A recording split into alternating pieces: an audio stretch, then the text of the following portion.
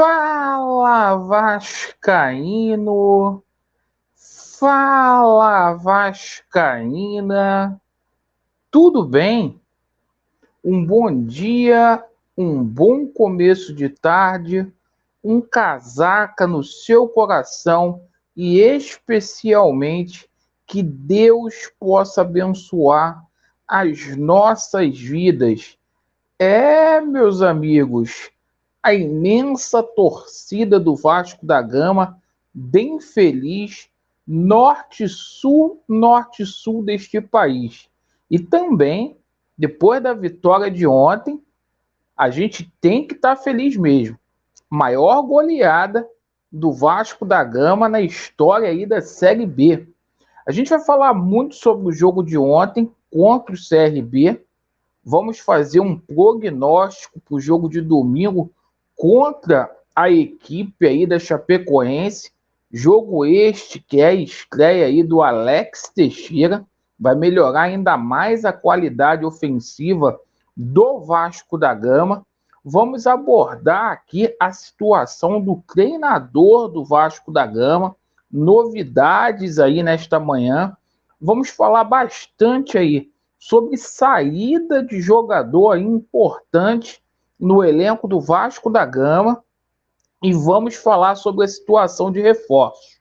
No final do vídeo, a gente vai falar aqui sobre a situação da SAF e da Justiça aí, a título de informação para quem gosta do assunto. Então, por favor, se inscreva no nosso canal, deixe o seu like ou o seu dislike, dê aquele voto de confiança e ativem o sininho. Vamos lá, pessoal. O Vasco ontem surpreendeu. Essa é a verdade. O Vasco vinha aí de uma sequência negativa, mas ontem, graças à base, o Vasco conseguiu fazer aí um jogo surpreendente. Foi o senhor do jogo, goleou o CRB por 4-0 e olha, Andrei Santos e Egnaldo, capítulos à parte aí nessa partida, né? Primeiramente o Andrei Santos aí, jogador de seleção brasileira, que atleta, né? Que homem, rapaz arrebentando, jogando com personalidade, parece que está vestindo a camisa do Vasco já há 10 anos aí no profissional. E esse menino Egnaldo ontem emocionou no final da partida aí, primeiro gol dele como profissional. O Vasco ficou bem na fita, né? Retomou a segunda colocação, abriu aí uma quantidade significativa de diferença de pontos, 8 pontos para o quinto colocado. Evidentemente que hoje há jogos, mas o Vasco ficou numa condição boa aí. Agora é pensar na Chapecoense, onde será a estreia aí do Alex Teixeira, jogo confirmado em São Januário. Alex Teixeira, que ontem foi registrado no BID, e olha, todos os ingressos já esgotados para esta partida aí, domingo, com transmissão da Rede Globo, certo? Bom, sobre a situação do novo treinador. Depois de ontem, se o Vasco não tiver aí engatilhado com ninguém, Emílio Faro tem que permanecer no Vasco, tem que ser efetivado. Os números do Emílio Faro sobre o comando técnico do Vasco da Gama, mesmo de forma interina, são surpreendentes. São 3 jogos aí, 3 vitórias significativas, entre elas aí uma vitória para cima do líder da competição, que é o Cruzeiro, com 8 gols marcados aí e apenas 2 sofridos. Sob o comando aí do Emílio Faro, o Vasco consegue aí atuações esplêndidas, sim, mais ainda no ataque, certo? É defesa voltando ao ideal aí. Então, qual a sua opinião? Você acha que o Emílio Faro tem que ser efetivado? Deixa aí nos comentários, eu acho que sim. Sobre a saída de jogadores, olha, 2 jogadores aí importantes no elenco do Vasco. Causou muito burburinho aí na internet a atitude do Palácio. Palácios mudou o status dele no Instagram, colocou o status dele como privado, para ninguém comentar, mas até aí tudo bem, é a particularidade do jogador, né?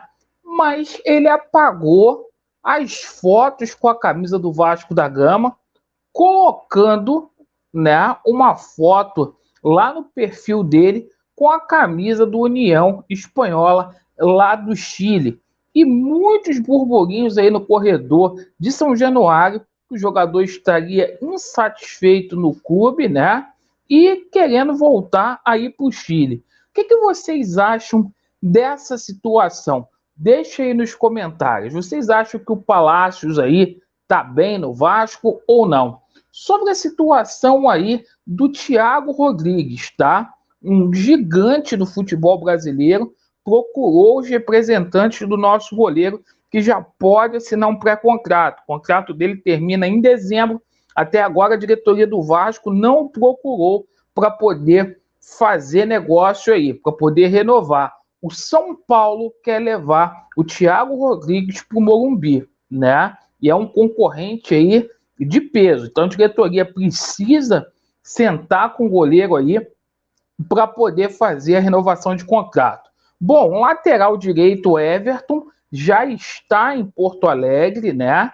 Para se apresentar ao Internacional. E o Internacional está mandando 2 jogadores aqui para o Vasco da Gama, certo? Um lateral esquerdo e um atacante, certo? Gustavo Maia e Paulo Vitor estão chegando aqui no Vasco da Gama. Estranho o Inter liberar 2 jogadores aí pelo Everton, que não é nem lá essas grandes coisas todas. O Vasco acertou aí as bases do contrato também de Fábio Gomes, que chega aí para ser titular ou disputar a titularidade aí com o Raniel, jogador que vem lá do Galo do Atlético Mineiro, né? Bom jogador, a gente conhece muito bem, ele tem um estilo aí legal de matador, esse atleta aí. Bom, com relação a notícias ainda vindas de São Paulo, Matheus Vital está muito perto de assinar aí com o Vasco da Gama. Matheus Vital, que é empresariado aí pelo Carlos Leite. O Carlos Leite está fazendo essa negociação para o Matheus Vital, que estava lá no Panathinaikos, não vai ser aproveitado no Corinthians, retornar ao Vasco da Gama. Então, o Vasco se reforçando aí bastante para a sequência do campeonato. O Vasco já pode inscrever jogadores, ajeitou a situação do transfer ban. Sobre a situação lá na Justiça, tá? A situação está da seguinte forma: a liminar, onde o Vasco da Gama tem que apresentar aí os 8 contratos com a 777 Partners, segue normalmente aí.